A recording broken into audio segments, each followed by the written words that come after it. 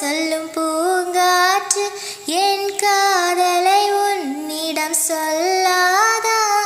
உன்னை சேரும் அந்த திருநாள் வெகு விரைவில் வந்து